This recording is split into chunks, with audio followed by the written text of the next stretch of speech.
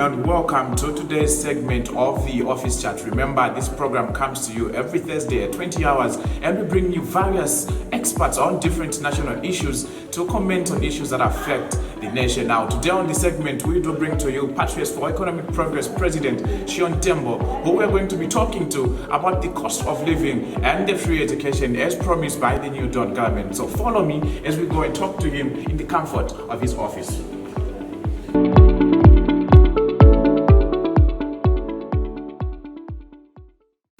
All right, welcome. As we said, today on our program, we'll be joined by Patriots for Economic Progress President, Mr. Tembo. Mr. Tembo, welcome to Office Chat. Thank you so much. How are you? Fine, thank you. How are you? Okay, good. All right, thank you. Happy New Year to you too. So first things first, Mr. Tembo, what's the last post that you posted on your Facebook page this morning? Actually, today I haven't posted. I posted yesterday on. I think it was on the issue of extrajudicial killings. Okay. Yes. What happens is that I have a team of people, about 4 people, who basically manage all our social media. So when you see those wrong articles and statements, those are the ones that I actually put in myself. Okay. The rest of the other activities are managed by our team. All right. Yeah. Now, you are known to be one of the controversial politicians that we have now in the anti-New Dawn government. I don't see myself as yeah, and sentiments going around that Mr. Tembo is frustrated that having left the UPND alliance, they've made it into government. Is that the case? Not at all. You know, for us, we don't see ourselves as criticizing government. We see ourselves as advising government, which is something that each and every Zambian should be able to do. Because you must remember that when a government is elected into office, the expectation is that that government will deliver on their promises. And so when you see them derailing, it's incumbent upon each and every citizen to correct them and advise them. As to whether they actually adopt our advice is entirely up to them. And we will never force them to adopt our advice. But we see it as our duty to make sure that we advise them at any given time. Quickly, going into our discussion for today, we're looking at the cost of living versus free education. Now, the new Dawn government did announce, of course, that they're going to start free education this year from primary up to secondary school. A very good move, something that they promised us during their campaigns. But from an expert's point of view, is this attainable in the steps that the country is at right now? The idea of free education is something that is very progressive, but we do not agree with the manner in which the new Dawn administration is going about implementing their free education policy for a number of reasons. First of all, we believe that free education should be given to those people who cannot afford to pay. There are a lot of people who can actually afford to pay in the economy, as witnessed by those who sponsor their children to go to private schools and this and that. So our expectation was that what the new Dawn administration should have done is instead of offering free education across the board to the rich and poor alike, they should have asked people to actually apply for free education, so that those who know that they cannot afford to pay school fees for their children can then step forward and apply. Those who feel that they don't need free education can continue to pay. That way, you are going to partially subsidize the education sector. And where someone needs free education due to their circumstances, it needs to be provided 100% free. Whether they are in boarding school, whether they are in day school, it should be 100%. Whether they are in university, it should be 100%. They need to be provided with the government needs to pay tuition, they need to pay meal allowances, they need to pay everything. You cannot have a situation whereby you give free education to people who don't need it, people coming from rich families, and then the people who need free education, you give them partial free education, whereby those in boarding schools are required to pay as much as 3,000 kwacha per year. That is not free, and you are not really assisting the Zambian citizens by providing that model of free education. So we believe in the model of free education, but not in the manner and fashion in which the UPND administration is currently administering it. Isn't it good for a start? You know, Zambians have been crying for free education. It was a promise that was made, and don't you think to some extent this is a good start for the UPND? It's definitely not a good start. If you have a situation whereby pupils at boarding schools are required to pay 3,000 kwacha then it's not a good start. It's not even free education, because a good number of people would not afford to pay that amount. Speaking for myself, when I was in boarding school at Hillcrest, I couldn't have afforded to pay that amount. Even my guardians at that time would not have afforded. And there are a lot of people similar to the circumstances I was in at that particular time. So it's not really something that is progressive. Similarly, when you have university students who are not paid meal allowances, then that is not free education, because you cannot really concentrate on your studies on an empty stomach. You understand? So the model, the approach that was taken by the New Dawn administration was a wrong approach. The concept itself of free education is good, but the manner in which it is implemented is very poor. Okay, I think you have mentioned to say it should have been done in a way that those that can afford are able to pay. And now we're looking at the private sector. We have the private sector that also offer this education service. So don't you feel that those that few are able to pay will take their kids to private schools and probably missionary schools and all these other schools that they can be able to afford to pay? Not necessarily. Not necessarily. Some people believe in the government education system. I'm one of those people. I believe that the government education system is far much better than the private education system for primary and secondary education, even university education. So on any given day, I'll take my child to a government school. Not because I can't afford to pay at a private school, but I believe that government facilities are far much better. The time I was growing up, it was something that would be considered embarrassing if you ended up in a private secondary school, for instance. I went to Kablonga Boys in my lower secondary school for my grade 8 and 9. And we had people who were going to Leopards Hill Secondary School at that time. And we used to look down upon them as those who could not qualify to go to a government school. So on any given day, for me personally, I don't know for other people, but for me, on any given day, I'll take my child to a government school than a private school. Let's talk about financing. You have mentioned that government schools are much better than private schools. Now let's talk at the manner in which the government schools are going to be financed now. Do you still feel that the approach that the New Dawn government has taken to offer education free is still going to make these schools better? Because we're talking about a lot of resources needed for these schools to be able to... Not at all, not at all. Already, when you look at that amount which was released for 3 months, the 384 million, you realize that when you divide that by the number of schools, it comes to about 32,000 for 3 months. When you divide that by 3 months, it comes to about 10,000 something per month. Now, 10,000 is not adequate even for an average-sized school. For that school to be able to meet the costs of security guards, the cost of cleaners, the cost of tissues in the bathrooms, the cost of chalk, tea in the staff room for teachers, it's not enough. 10,000 is not enough. You understand? So already, the approach that has been taken by the government so far in its delivery of free education will result in the standards in most of these schools being compromised. You end up having situations whereby schools do not have toilet paper in the toilets. You end up with situations whereby schools cannot clean their environment because they cannot pay the necessary cleaners to do the cleaning, which is detrimental at the end of the day to the health of the pupils and to the overall welfare of the staff as well. So the approach taken by the New Dawn administration is totally wrong. When you think of providing something free of charge, the whole idea is to assist those who cannot afford. You understand? That's the whole idea. It makes no sense for someone who makes an income of a combined income of 100,000 kwacha, and they are only required to pay 1,000 kwacha for their child at school, and you exempt them from that. It doesn't make sense. But for someone who earns an 800 kwacha, maybe the father is a security guard, the mother is a marketeer at the market, they are selling maize at the market, then such a person needs to be exempted. You understand? And at the end of the day, you need to allow those who are well-to-do in society to partially fund the education system so that the government can subsidize those who cannot afford. You cannot have a policy across the board which is applicable to both the rich and the poor. You just say everyone will have it free.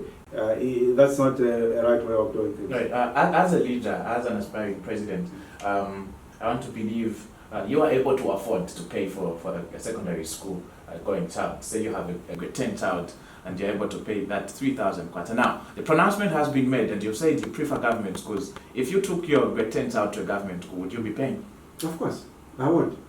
So in fact, free education. For me, I would insist on paying, even if they are saying free education. I would just say, for me, I'll pay.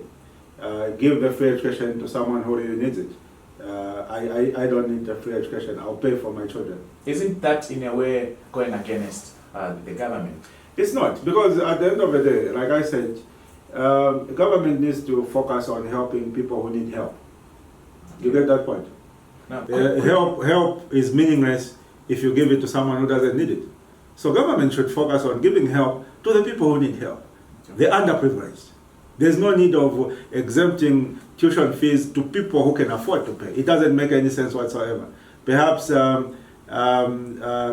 makes sense to the new donor administration, but to an average person, someone who is thinking properly, that doesn't make sense. You understand? Yeah. Now, quickly, Mr. Tembo, you were once in an alliance with the UPND, yes, and you left. Now, do you ever sit down and say, let us take these proposals to the new Don government and just see, or maybe it ends on social media? It's all social media. You post on social media and everything ends there. For us, we always advise the government of a day in writing, and we do that through our annual alternative national budgets.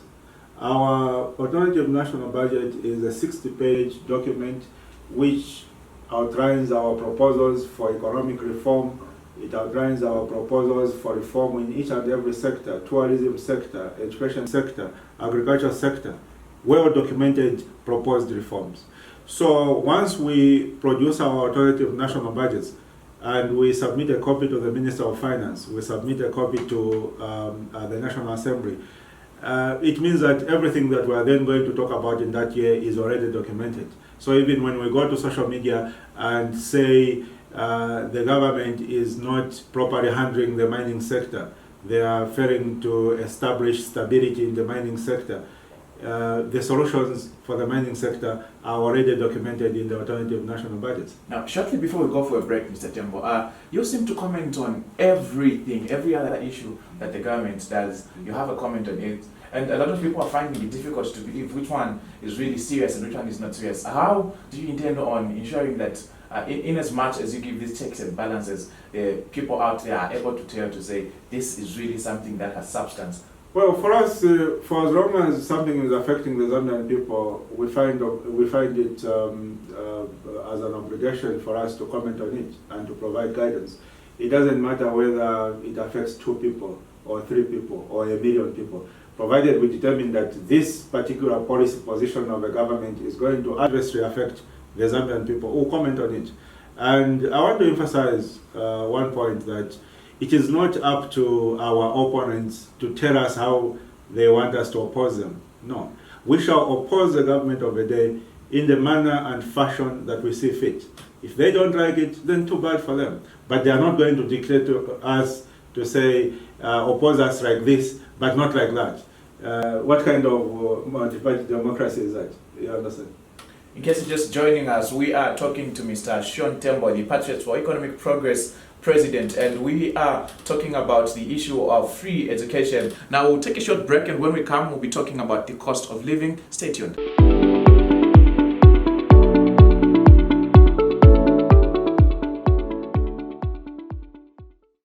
Welcome back to Office Chat, where we get to bring you the expert analysis on different issues affecting the nation. Now today on the segment, we are featuring President Tembo. And before we went for a break, we did talk about free education and issues surrounding the cost of the education in Zambia. Of course, we do know that the new Don government did say starting 2022, education is going to be free from primary to secondary level. And Mr. Tembo has given of his views of that. Now we are going to move on and talk about the cost of living. Now, in your national address, Mr. Tembo, you did mention to say the cost of living is an issue that affects everyone. It doesn't need some political person to come and say for you to be able to know that this issue is really bad. And we have seen in the recent statistics that have been released by the JSOT that an average family requires not less than 8,000 a month to be able to survive. Now,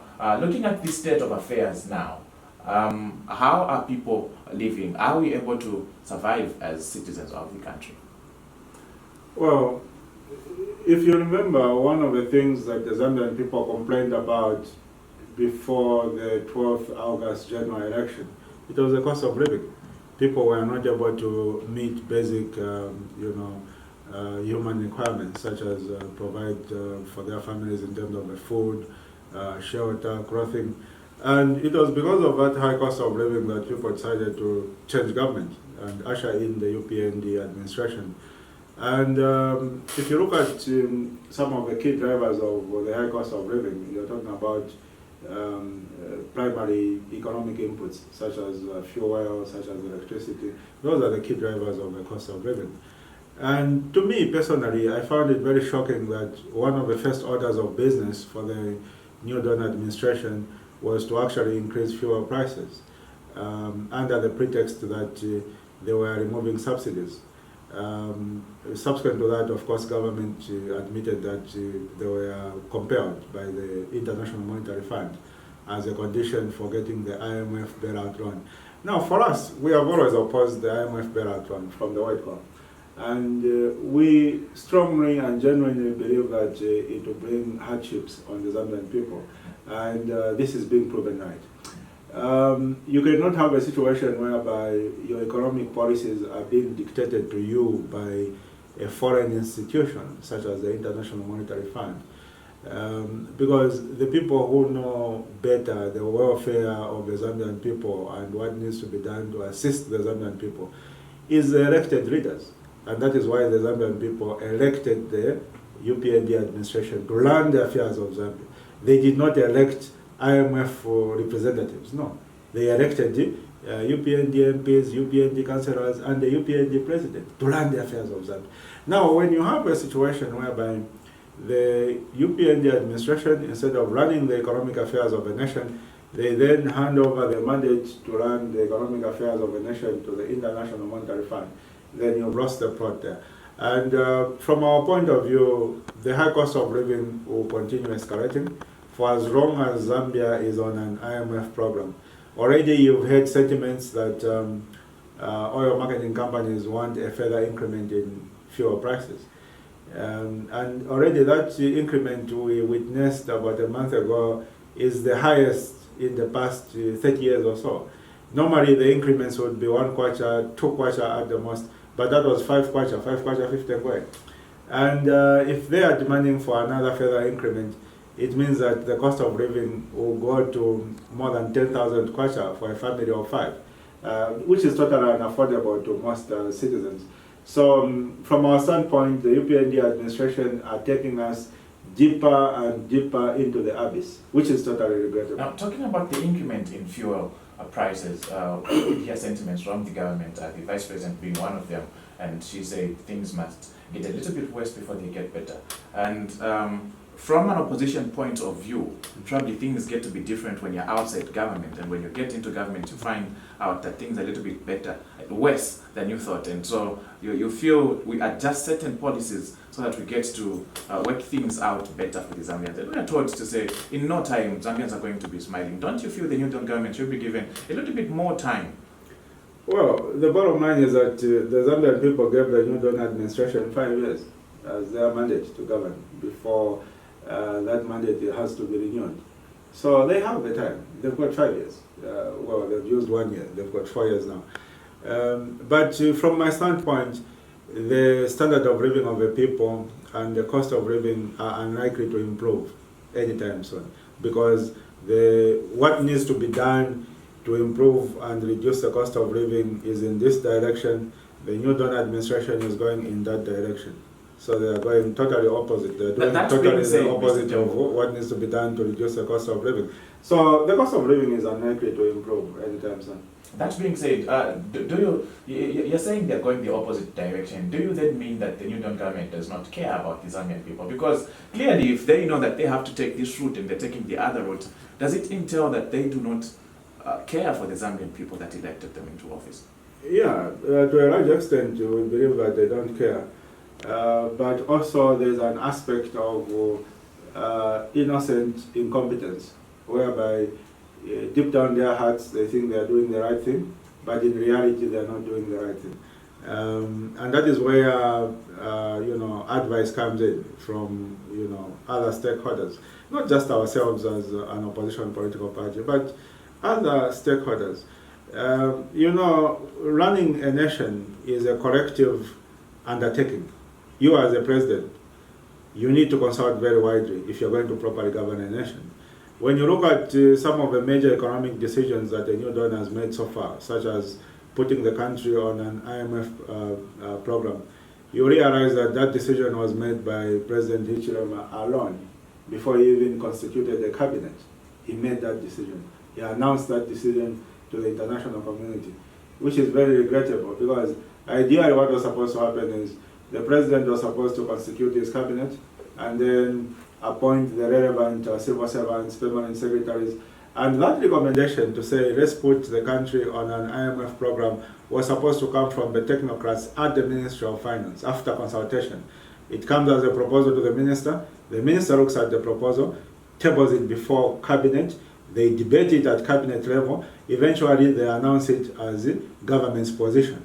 You understand? So already, when you look at the leadership approach of President Hichilema, it's more of a one-man show. He makes all the decisions without consulting anybody.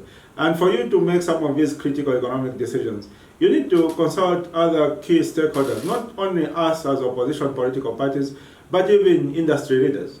You've got professional associations, such as the Law Association of Zambia, the Zambia Institute of Chartered Accountants, the Zambia, the Bankers Association of Zambia. Hold a breakfast meeting. Let them chip in and input in your proposed decision to put the country on an IMF program. Maybe he's been having some private meetings with all these stakeholders you mentioned. That decision was made barely 2 days after he became president. Barely 2 days, when he had no cabinet in place. So he could not have consulted anybody. And even when you're going to undertake consultations, you invite people, you publish in the paper and say, we're inviting all professional associations, we are inviting all trade associations to this breakfast meeting so that we can discuss this. The way we had those debates on sales tax, that's the way you govern a nation. We never had any of that. When it comes to consultation, you don't just consult a few individuals who are your friends and call them to your house over coffee and you say that is consultation. No. You need to be able to consult from people other than those in your phone book. That is what genuine consultation is all about. You are keen on the resources of the country. When you talk about consultative meetings, probably calling a lot of people, this is going to require some funding and some money. Aren't you going to go to your social media page and post to say UPND is wasting money on unnecessary Well, when you look at the caliber of people who attend these consultative meetings, these are not people whom you need to feed per se. If you tell them we're going to have a consultative meeting, come with your own packed lunch, they'll come with their own packed lunch. There are a lot of Zambians out there who really genuinely want to contribute to the governance of this country, who really want to genuinely help in growing Zambia's economy, in reducing the cost of living, in bringing about employment. There are a lot of genuine Zambians out there. The coffee and the tea and the biscuits you're going to feed them is really immaterial when you look at the overall picture. Now, I want us to marry free education and the cost of living. The biggest argument right now has been that because the government has made education free, a lot of families can channel those resources that they would have channeled to school fees to other things. At the moment, probably maybe even handle the food in the house. I just want us to be categorical about something. Education is not free at the moment.